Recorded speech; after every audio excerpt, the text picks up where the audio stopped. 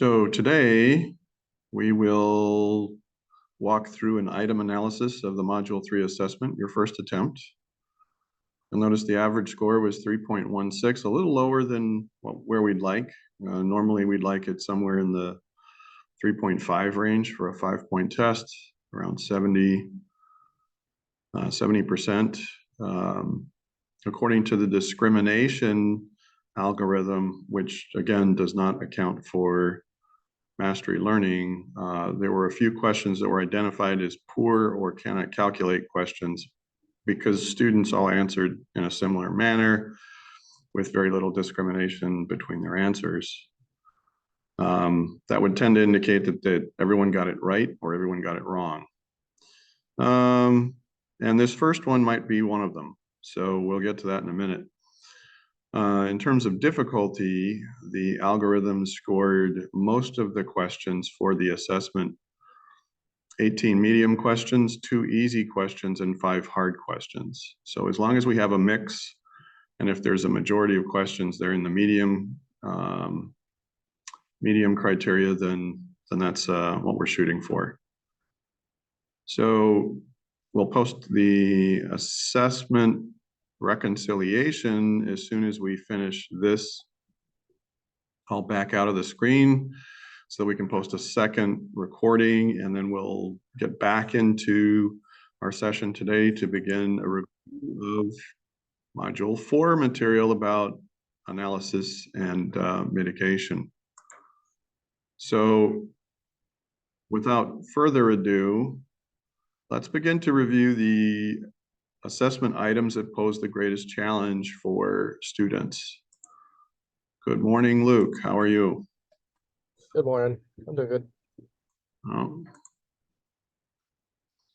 So if we look at the most challenging assessment item in Module 3 for the first attempt, it's a multi-answer question that very few people received a complete score of correct. Now, with multi-answer, you know that if you select choices that are not supposed to be selected, that the points are actually taken off. So in theory, for a multi-answer question, if you have everything right except one, or you have all of them right, and then you choose an answer that's not supposed to be selected, it starts deducting points.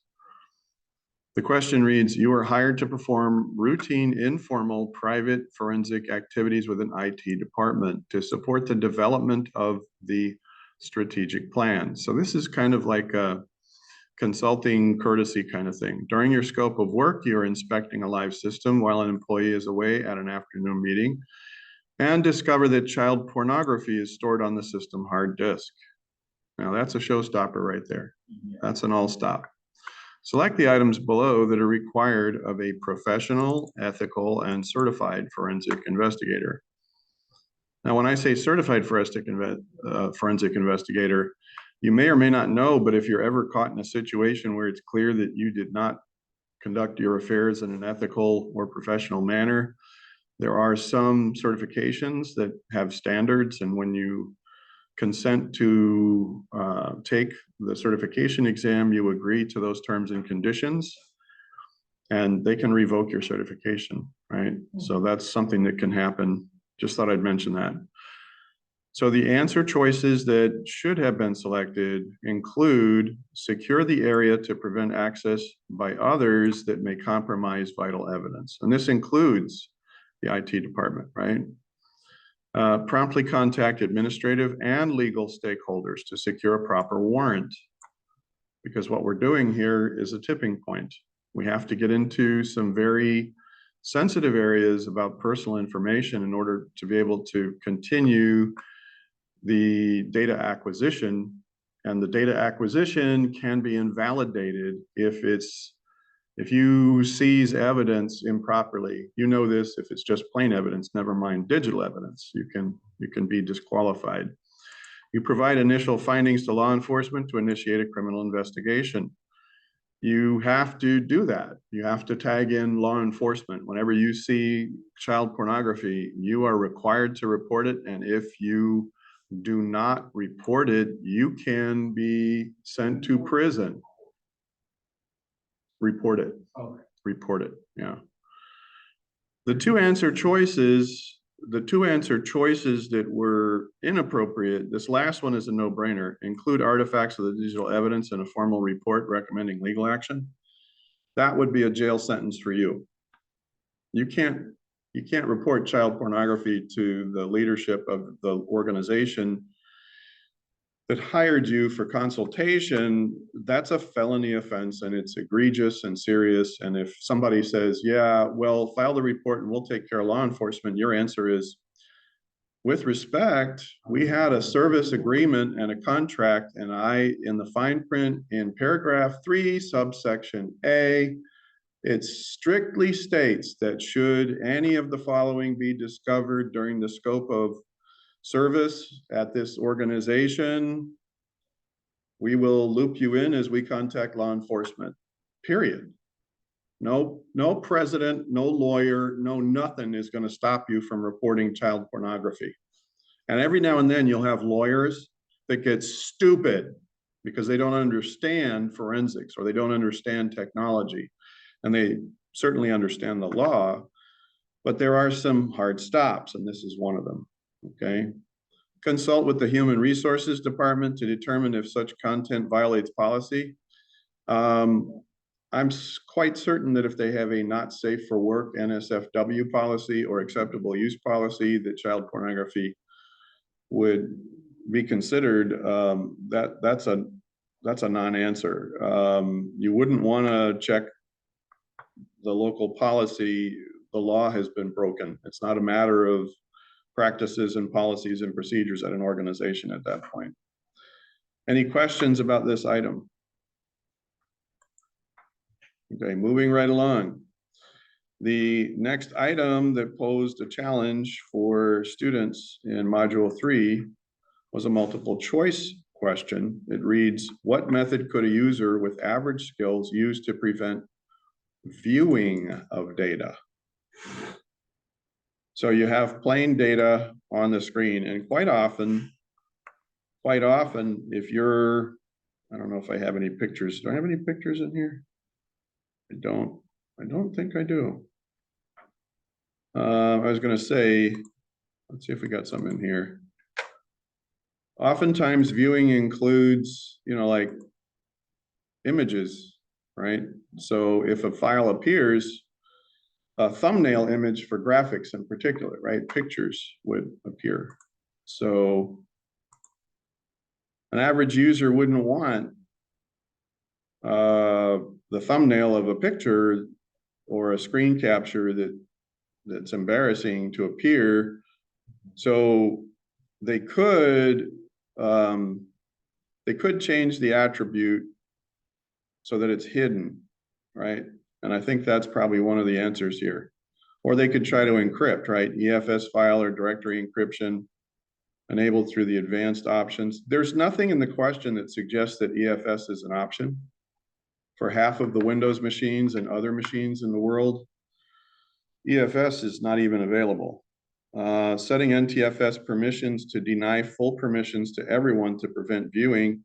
Well, that wouldn't be an answer, because if the hapless user were to try such a thing, not even the user would be able to access the data. But that doesn't prevent viewing of the data, because a local administrator can simply take ownership and change the permissions back. Yeah. Use of archive attribute or directory properties. The archive attribute means the file has changed. It doesn't change the presentation of the data file in either a directory listing from CLI, from a terminal or a command prompt. And it doesn't change the viewing of the file in File Explorer. So steganography or steg tools, they're promoted in YouTube videos as security tools. And that's just one of those heinous I want to call them dirty little industry secrets, but we have a lot of armchair experts out on YouTube who think it's really cool to share nasty methods and describe them as useful, decent security tools, right? And they're not. Usually when somebody's trying to hide the content of graphics files, and we're assuming here this is a graphics file, right? It doesn't specify which kind of data. But steg tools would certainly prevent the viewing of that data, because most often steg tools include a password or a secret key that has to be entered. And unless anybody that touches that system has the secret key, it's really difficult to, view the contents of that graphic image. So that would be your best answer under the circumstances. What we're looking for is potentially the best answer. So this is the best answer compared to the others. Any questions about this particular item? So moving right along, a multiple answer question. Yeah, it looks like the multiple answer questions really posed a challenge. So this multiple answer question is scenario-based. A mid-sized company with nearly 100 employees hires you to assess the digital record left behind by a former employee to determine if any malicious or legal matters require appropriate follow-up. The local IT staff promptly ushers you to the company data center. So if you have 100 employees and each employee, let's do a little math here. So this is the scenario, and sometimes it just helps to walk through the scenario, right? So I'm going to do a little math here. I'm going to take a calculator, and if we have 100 employees, and let's say that conservatively, each employee has like a terabyte of storage data, or let's say 500 gigabytes of storage data, right? I'm going to say times 512 times 1024 to get megabytes times 1024 to get kilobytes.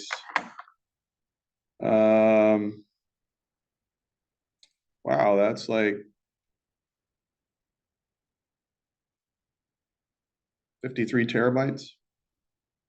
If it's a half a gigabyte each and you got 100, then you'd have like about 50 terabytes, right? It's a lot of data. All employees are configured to use a 500 terabyte storage data. So the user data itself could be 10% of that. Just the user data could be a tenth of that, right? But you also have other needs like server backups and archives and so on. So it's in a storage area network. That means it's network attached, right? And it's using either a fiber protocol or an iSCSI network protocol in order to present network drives. Some of those are bootable drives, right? So that's huge. So 500 terabytes of storage data. Not many of us have the capacity to whip out our own storage area network or NAS and have bandwidth to capture 500 terabytes, right? So that's a challenge. Understanding that going into the scenario here is really important. All systems used by employees are restricted to use only approved company applications, and users are not allowed to store documents or data on any portable, personal, or local disks of any kind. Translation, this is a lockdown environment. So employees are restricted from copying to thumb drives, any external drives, anything like that. They can't beam it to a Google Drive. They can't upload it to a OneDrive. It's restricted, right? So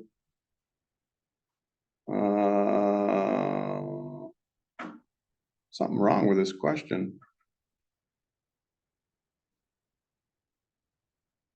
Okay, so there's probably a sentence here that's missing that should read, what are your most relevant considerations given this scenario? Okay. And what we'll do is we'll post credit for everyone who got incorrect answers on this one because that sentence is missing, all right? So for the multiple answer question that reads a former employee, on the retake, we'll revise the question to include that last sentence. So let me state that again. What relevant concerns or criteria do you need to consider given the circumstances? A sparse data collection is the method for that kind of an environment. Sparse data means you're only getting a piece of the storage. You can't grab the whole SAN, you can't grab 500 terabytes. But what you can do is capture the entire user footprint, the user profile, the user data, and any shared network stores that user had, which would be a sparse data collection. The suitability of a logical disk to file data collection method, given the application and document types. So with a SAN, bless you, with a SAN, what happens is that there are logical partitions that are set up, usually for user profile, user data, server boot disks, and so on. SANs are incredibly malleable, very high speed, very redundant, very expensive in most cases, but you could capture a logical disk if a home drive or home directory were present on the user system. You could capture that home directory or that home disk, that user volume, if there was one used for application and document types. So the important thing to understand is that it's not just user data in the documents folder or pictures folder, but sometimes the company applications store information. It says all systems used are restricted to use only approved company applications.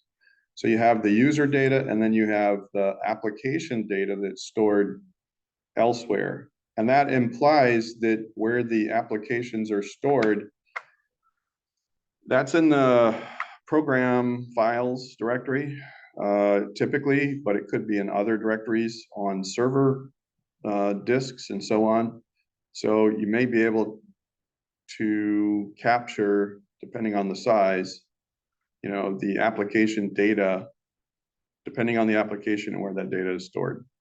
The other answers are not as good an answer. Access and or availability of RAID disk members as a data source for recovery. I'm not sure how that's relevant given the scenario. If you pull a RAID disk member out of a set with the idea that I'm going to recover a single user, a former employee, that's not going to work, because a RAID disk pulled from the set is only a partial. Typically, if it's like 1-0, if it's striped and mirrored, it's only a partial set. The suitability of a disk to image data collection method, given the application and document types.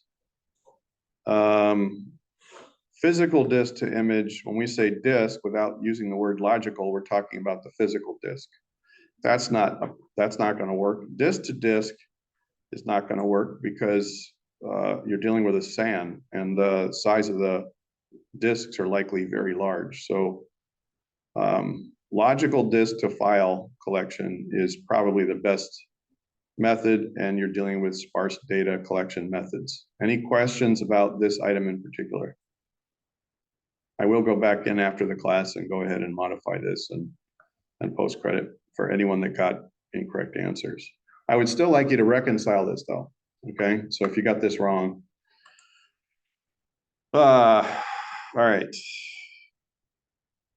Next question that posed a challenge for students reads, the following screen appeared after a proper Kane forensic distribution was, now the word proper means, okay, you checked it, you used a hash tool, you know that there's no creepy crawlies in there that were embedded, so it's a proper distribution, was downloaded onto a forensic workstation, right? And note the hash provided by those who create Kane matches the hash generated by a certified hashing tool using the ISO download. What appropriate conclusion can be drawn from this outcome? Well, if you're looking here, you've just downloaded an ISO to install hacking tools that are used by law enforcement. CAIN is a law enforcement distribution for digital forensics. As soon as you do that, the antivirus on that system is going to pick up on the fact that you just downloaded something. It's going to look inside the ISO. A lot of antivirus software packages have the capacity to look inside an ISO or inside container files. So the answer that you would want to select reads, validation and verification of forensic tools is critical for each data acquisition task. The last one, the workstation is infected, the CAIN website has been corrupted, that is incorrect. This answer choice, open source forensic tools are not used by malicious actors. No, they are. Open source forensic tools are used by malicious actors and by cyber professionals alike. Current security software properly accounts for open source forensic tools. That is not. So by process of elimination, this is a case where the current security software did not account for open source tools. This is a screen that results from Windows Defender when it sees forensic tools inside the ISO and it detects them as hacking tools. It flags them. So this statement is incorrect because it says, oh, they properly account for open source forensic tools. What you're seeing here is the reverse of that. So this is the only correct answer. And that doesn't seem like a proper answer. Actually, this answer choice stated in the affirmative or in the negative, you know, most security software does not properly account for open source forensic tools. That would be the perfect choice. But if you eliminate all the other choices, what we're saying is, you know that you have a proper download. It is authentic law enforcement forensic tools. And my goodness, if you didn't hash it and if you didn't basically compare the hash and you know it's good, you'd be in trouble. Put another way, validation and verification of forensic tools is critical for each data acquisition task, right? Because when you do that properly, you can account for and refute screens like this. Now that's a subtlety that's more of an advanced kind of topic or scenario, but it's important to understand that. Verifying and certifying your hashing tools is a constant, and it's so important where if you didn't do that and you got a screen like this, and then later your methods were called into question on the witness stand, on the expert witness stand, somebody would say, well, this looks like somebody hacked your stuff. What we have here is a result of a false positive. But we know why that's a false positive. We put this download on our system. Okay. So you retain your credibility and the integrity of your tools by always consistently, you know, certify, validate, verify, all that. Any questions? In the retake, you'll probably see a question that's a little more direct there, but. Okay, moving right along. Here is another multiple answer question that posed a challenge for students in the class. The scenario reads, a data acquisition involves a pool of suspects with average user skills in an Active Directory environment. So we're in a domain environment. We have centralized control over user accounts. There is no prospect of a malicious actor with advanced technical skills and no chance one could connect remotely. So you do have some environments where, let's face it, the internet service provider in the area really sucks. And, you know, it's a specialty organization, right? And they have internal network environments, but they don't have a lot of connectivity to the outside world. However, there is no obvious data related to means, motive, or opportunity that can be plainly viewed when directories and files are initially listed. So you have a pool of suspects. The scenario reads, so what we can infer from this, right? So what we're intending for you to see is that we have suspects. That means something bad has happened. You've been called on the scene. We know that there's no one from the outside. It has to be one of those pool of suspects. But you don't see any data related to the means, motive, or opportunity that's plainly viewed in the directories and files that are initially listed. And these are average users. So, I mean, how many average users go out on the internet and get steg tools? Yeah. Not a whole lot of them, especially if there are restrictions for remote connections. So what common methods would an average user employ to conceal digital record associated with means, motive, and opportunity? So the race is on. You have a pool of suspects. You're doing investigation, so the clock is ticking. Choose the best answer statement from those listed below. An average user can enable the hidden option using the file or directory properties. That is true. That's one of your answer choices. So an average user usually knows, oh, I can hide a file, I can unhide a file. Yeah, an average user can change the file extension. This is another common thing they do. They know they can't email a picture, or they can't email a database file. They can't email a spreadsheet. So they change the extension to a TXT extension and they email it, right? That's another way that the average users know about the file extension, or at least the average user. An average user can move files and directories temporarily into the recycle bin or wastebasket. I see this all the time. I am shocked at how stupid the average user is when you get to their desk and they have this sheepish look on their face. It's kind of like what I'm guessing law enforcement officers might experience when you walk up to a window and somebody is obviously driving drunk or intoxicated.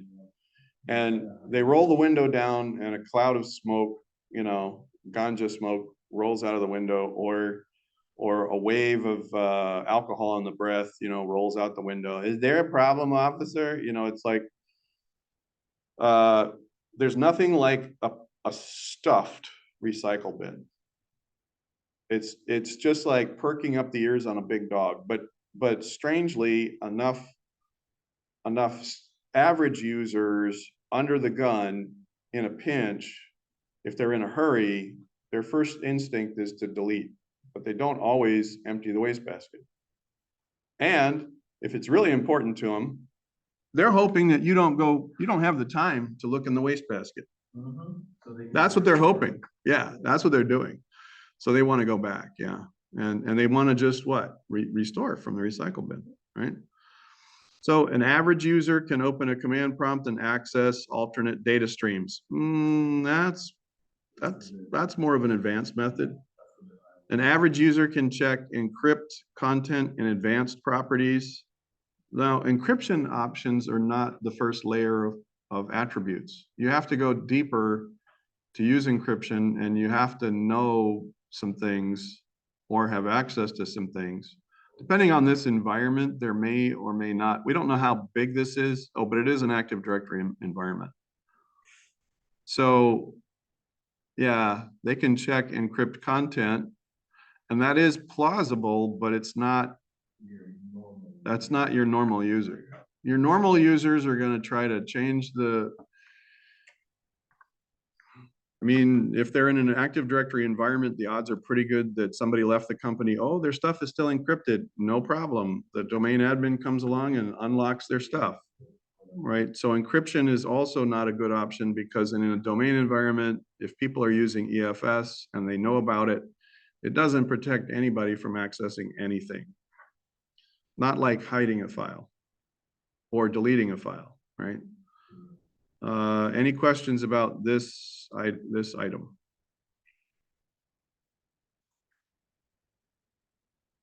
All right. So this true false question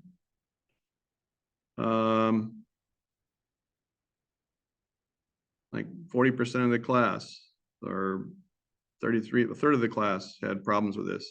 Norton disk utilities can be used to recover and acquire hard disk and floppy disk data for a legacy system running Microsoft MS-DOS 6.22. That is true. That is absolutely true. In some, it's very rare now, but you do have some legacy systems that might be booting from an older hard disk or floppy disk, and all they're running is DOS. It's, you know, so understanding how to work in the command prompt is actually a good thing if you're working in support of forensic scenarios with older systems. Okay, multiple answer. Yeah, two more. Yeah, the two multiple answer questions are the ones that are really hammering people. So let's read this one. The scenario says, you are hired to assist with a forensic investigation. A mysterious text file is discovered that contains only 5 characters, a single word, start. The file was named using a space and other non-printing characters, hidden characters, right? Perhaps to hide it from plain view whenever directory contents are listed. So when you do a simple directory listing or you open it up, you don't see it, right? Initial inspection of the file confirms it is only 5 bytes in size. So if you think about it, you could have a byte for each character, right? You have 8 bits for each ASCII character, S-T-A-R-T. Everybody follow me? Yeah. Okay. However, a reliable forensic data analysis tool reveals that the allocation unit where the file is stored actually utilizes 3,946 bytes to store data. So in that allocation unit, there's other data stored. That's the amount of data that's stored in that unit. What could this specific evidence reflect? Well, the first answer choice is a good one. Other hidden data has been stored in the empty or slack space of the file allocation unit. That is, yeah, that's a pretty solid answer. A new file overwrote a legitimate, though larger data file previously stored in the allocation unit. That is also very common. So what are we saying here? And this is a finer point about allocation units in slack space. Let's pretend that, well, whether there's meticulous system maintenance performed or not, whenever you delete a file, the data is not deleted. The data that's inside the allocation unit is still there. The only thing that the file system does is remove the first letter of the file name. Yeah, really. And when your actions require additional disk space and it's looking for a free allocation unit, it sees, oh, I have an open allocation unit. It doesn't care that there's other data that was previously restored and then deleted. So when it saves the single word start in that allocation unit, it takes up 5 bytes. It overwrites the previous data that's in that allocation unit. And you see that frequently with allocation. I don't think that we covered that in class explicitly. I don't know that it's also covered in the study guide, but it may be a finer point in the addendum. But it is an important thing to understand about allocation units and the reality of how files are deleted. So you have to know a lot about disks and how files are stored and then deleted, and then what happens to the deleted data, right? So when you're working data recovery.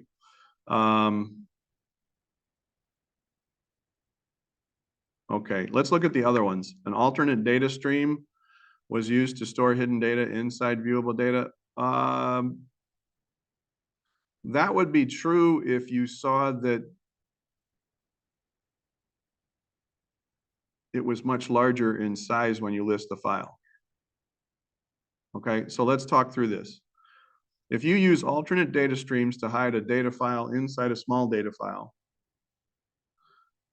what shows is what shows in the initial listing in the directory is 5 bytes. But if you go ahead and view it otherwise, it shows that there's a lot more. It shows the hidden file inside, and it shows it. You know, it's only got 5 characters, but it shows 4 kilobytes of data. So in the directory, it shows 4 kilobytes of data, but when you open the file, it's just a 5-character entry. It's only got 5 bytes of content, but the listing shows nearly 4 kilobytes. That would be a telltale sign that ADS was used to store a file within a file, because a 5 byte, you know, so is suddenly looking like 4 kilobytes, right? Okay. A resource fork was used to store hidden data inside viewable data. So a resource fork is the generic term for the method. So alternate data stream is a particular kind of method that could be classified as a resource fork, right? There are similar terms, and resource forks are another way of hiding data inside a file inside a file. But for that same reason, the same logic applies. What you'd see when you open the file were 5 characters, 5 bytes worth of data, but yet the directory reads 4K. And if that were true, these 2 answers would be a good choice. There is file system corruption. Nobody fell for that. Okay. Yay. Okay. Yeah, that's not likely the case. The mean time between failure for most disks is huge. All right. So host protected area, right? Does anyone know what we're talking about when we say host protected area?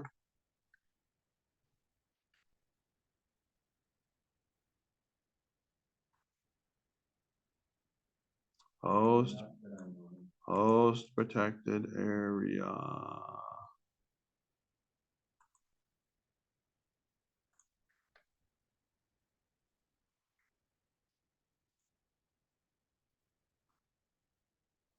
This is the bootable primary partition used to start the computer and to store the user data, right? These are extra hard disks. Two logical volumes or drive partitions in a physical 2 terabyte disk. Everybody see that?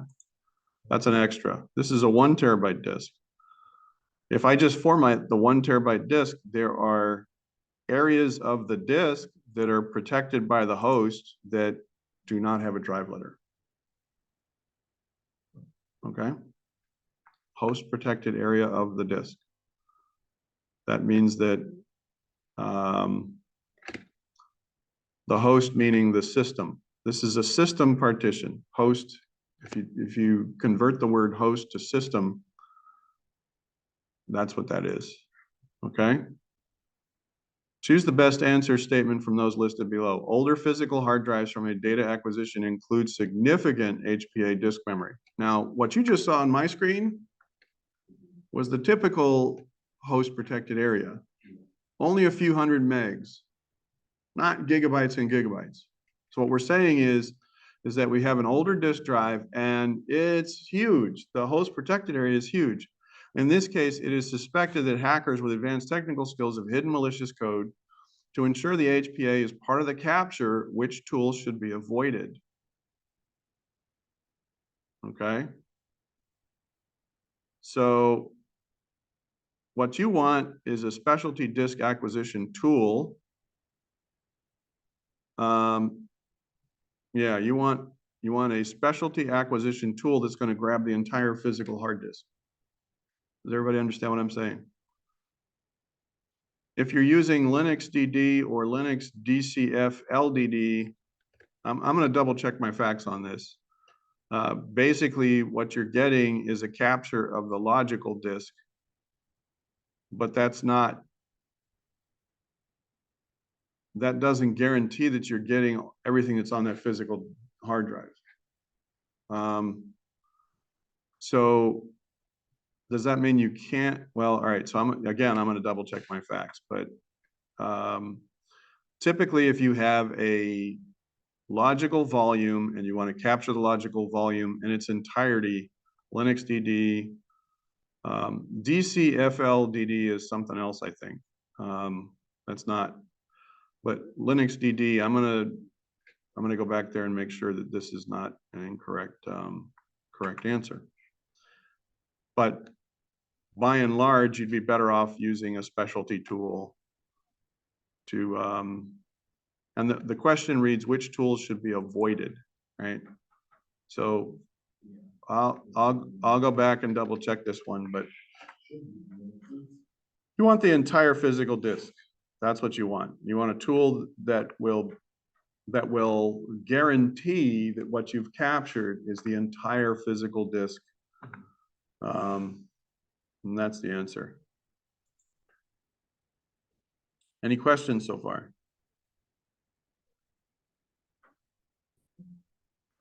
All right, moving right along. Most of these multiple choices are pretty good. I think the multiple choices were worth 0.5 maybe, 0.15. So these aren't, I can go over these if you want, if you'd like me to continue to review. Now, let's do the 12s. Now that I remember, I think the multiple choice were worth 1/5 of a point. So these would be close to everybody getting it correct, but these are still challenge areas.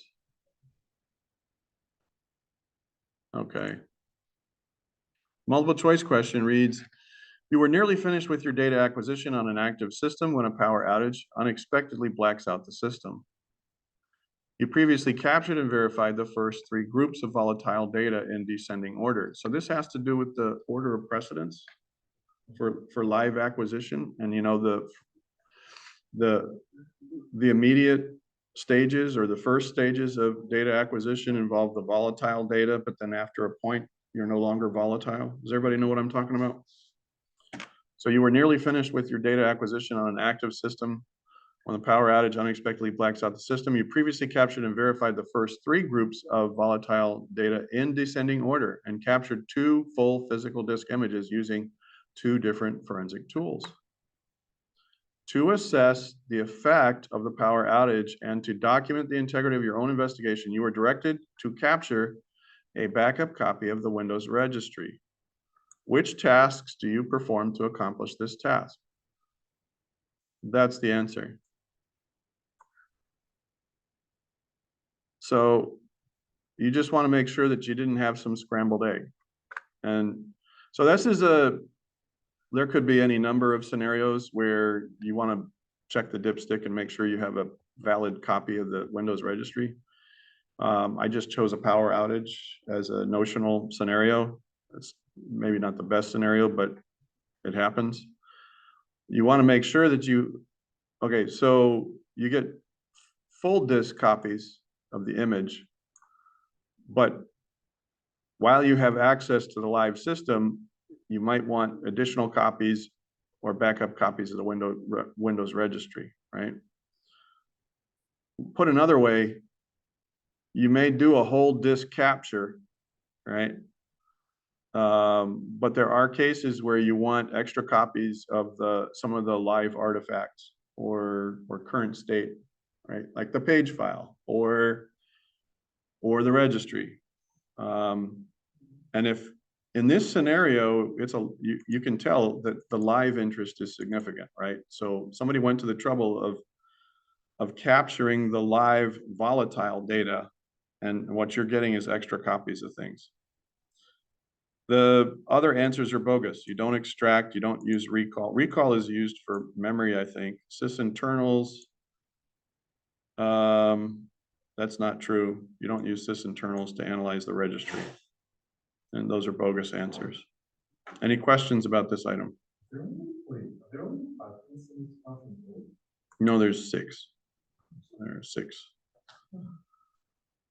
So here is, we've got a couple more and then we're done, and then we'll take just a couple of quick minutes to glance at the module 4 material, right? Whole disk, what method would a gifted hacker use to prevent access to data? Whole disk encryption or specialized ciphers that require a salt or hidden secret. So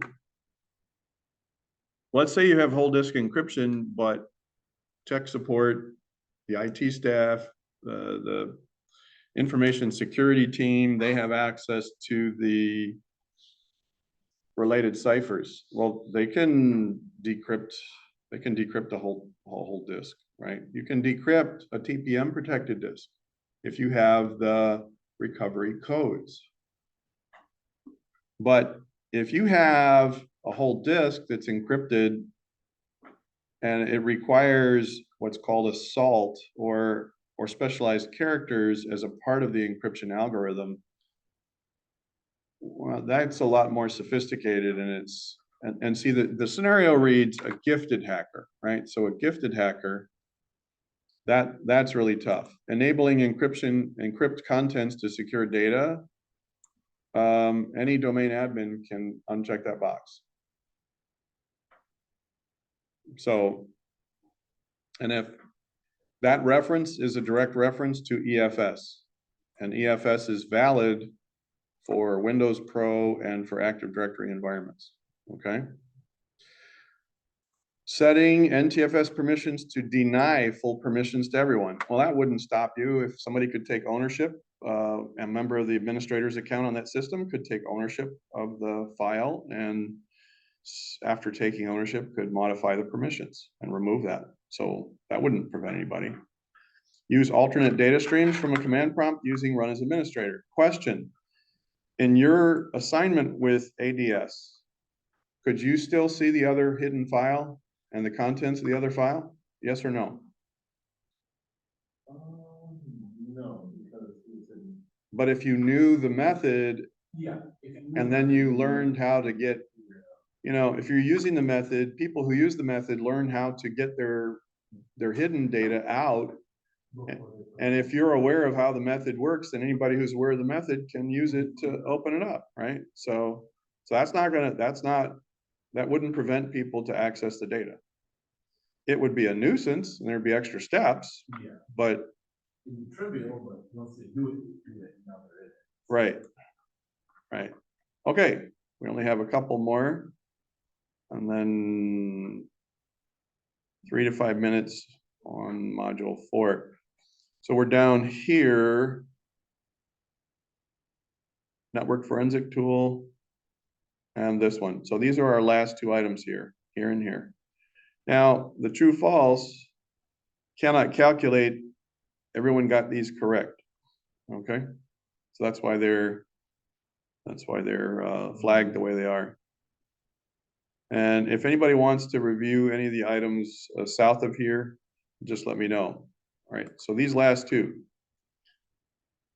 Multiple choice question reads, you are hired to conduct a digital forensic acquisition and analysis that quickly reveals the unexpected presence of skilled hackers operating remotely in the environment. So we have skilled hackers, they're in the environment and they're remote. Everybody got that? Which network tool is best suited to conduct an initial assessment of how exposed the local network may be to such exploits? Well, if you use Nmap with the right features turned on, you can identify the exposures on a whole range of connected hosts. Let me say that again. If you use Nmap with the right switches turned on, it'll light up the open ports. And what are these guys doing? They're connecting through open ports, random ports. So if you do an Nmap scan and you find out, oh, wow, port 6792 is open, and 6793 is open, and 6794 is open. What the hell, right? So that would give you a quick, and see how the question is written? Initial assessment. Did I say exhaustive assessment, comprehensive assessment, a thorough assessment of all network traffic coming to and leaving from specific hosts? That's the realm of Wireshark. Okay, you're collecting gobs of binary data on the wire, but then you have to analyze it and view it. That's not a quick or initial assessment. You have to work fast, right? Geimager is a disk tool. Autopsy can quickly reveal connected no, you don't use autopsy for that.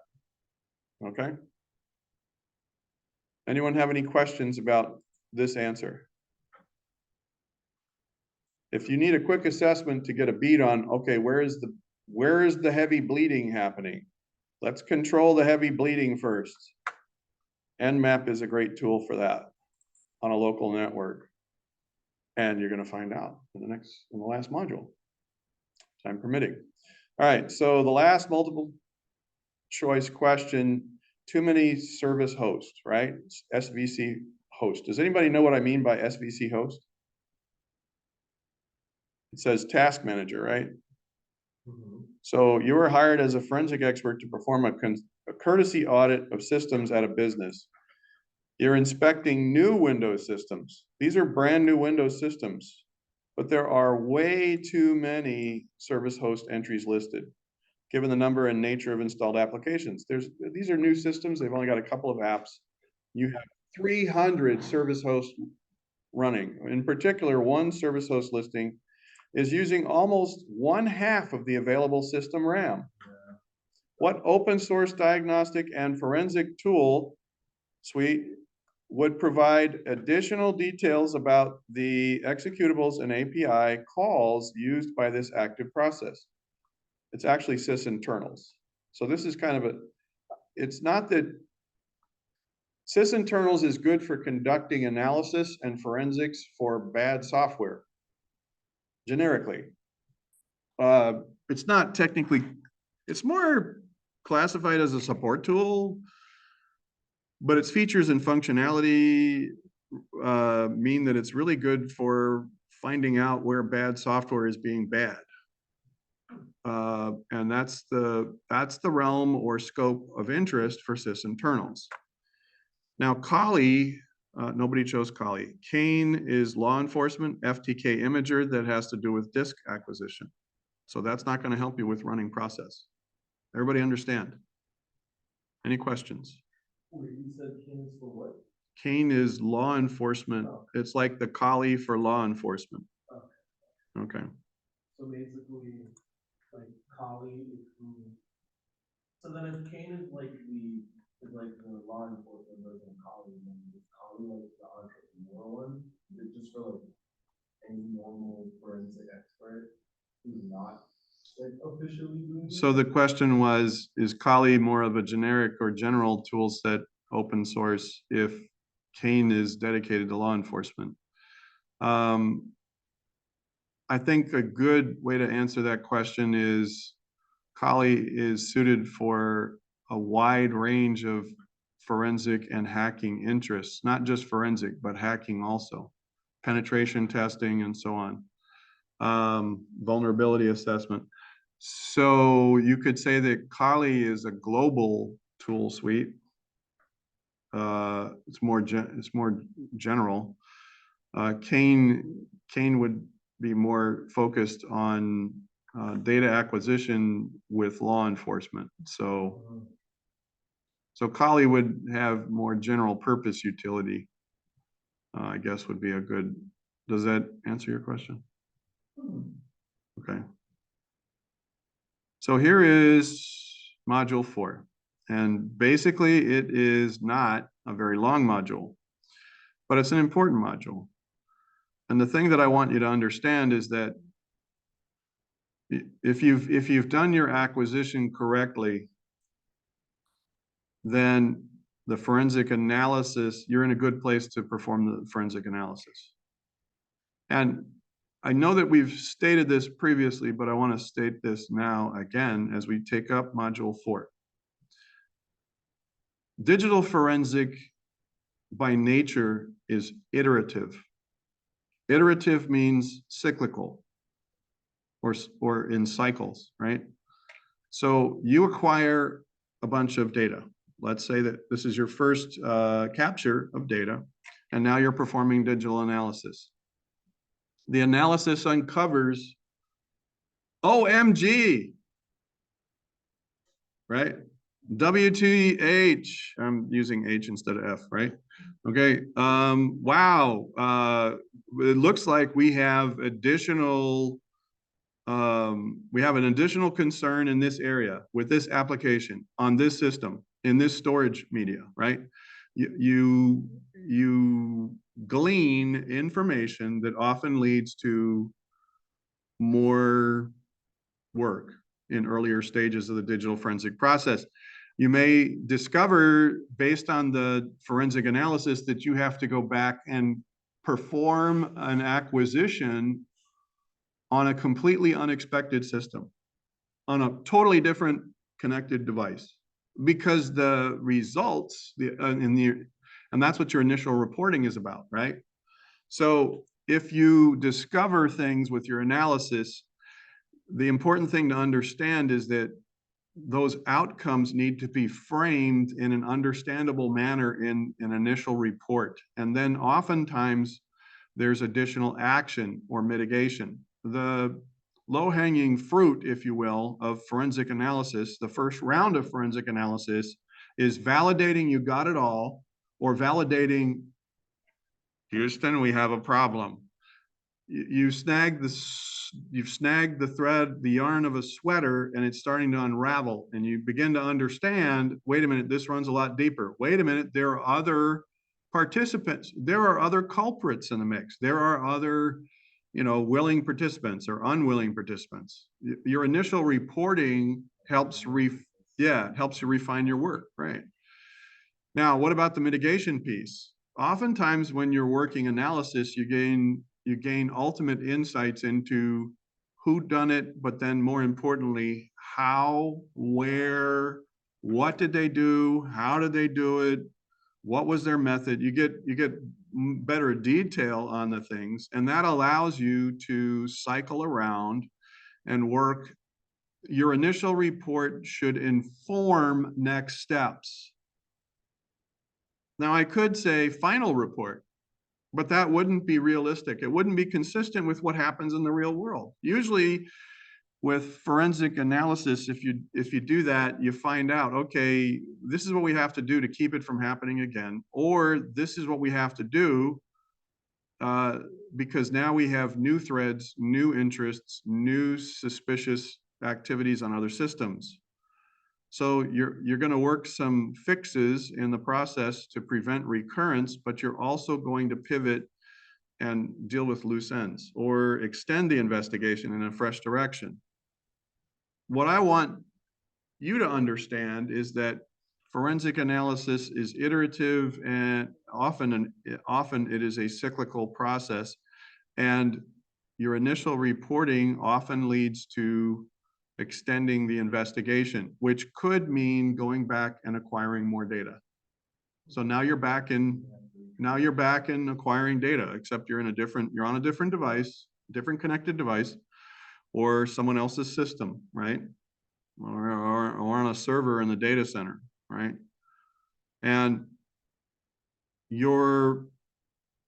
that's where you gain the most value with those who hire you. Your initial results, if they're in plain English, the thing I want to impress upon you is that your first round of analysis work, your initial reporting has to be a plain explanation of outcomes any high school 9th grade English student could understand. Let me say that again. Your initial report has to be framed in a manner that the people who hired you can appreciate. If you walk in there and you start talking about the slack space and the wire shark feeds and the seam and oh, you're still working Splunk on the consolidated logs, their eyes are going to roll back into their head. It's going to spin around on their shoulders in a 360, even though they're not owls, right? And you're not going to get anywhere good. All the jargon, yes. So Jadel said, all the jargon is just going to confuse. The purpose of the first round, we could call module 4 first round forensic analysis, subsequent initial report, mitigation, extending the investigation. But I want you to understand our textbook doesn't frame it like this. And basically there are distinct stages and phases of digital forensic activity. You go back to the organization and you host a lessons learned session, right? And you capture things that you're going to do to refine and prevent recurrence. But mitigation, you could have more exploits. Here's the thing. When we say mitigation, we're not talking about simply preventing a gap or an exposure. We're talking about cutting off an active exploit. Mitigation often involves, if your forensic analysis provides the right kind of output, you may discover you're not just talking about closing the door so they don't walk in again. You may be talking about getting the intruder out of your house because he's still there. Let me say that again. The first round of forensic analysis may inform you and your stakeholders that you not only have loose ends to prevent a recurrence of the exploit, you could have an active exploit and you don't even know it. And it's only the investigation, it's only the analysis that help provide that definition. And that's what mitigation is about. Mitigation is stopping additional damage, right? So it means mitigation is not the same as recovery formally in terms of formal concept, right? So you have initial response, that's incident handling.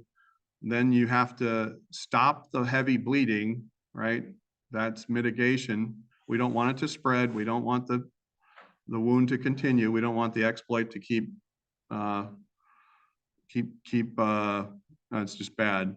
And then later on, after the damage control is finished, then you can talk about, okay, how do we recover from this so that we can regain our capacity? Now, how do we prevent recurrence? Those are lessons, those are more like lessons learned and after reports and that kind of thing. Every organization is a little different in terms of how they choose to frame the activities, but I wanted you to be keenly aware that when we talk about forensic analysis, reporting, and mitigation, that's not the end, okay?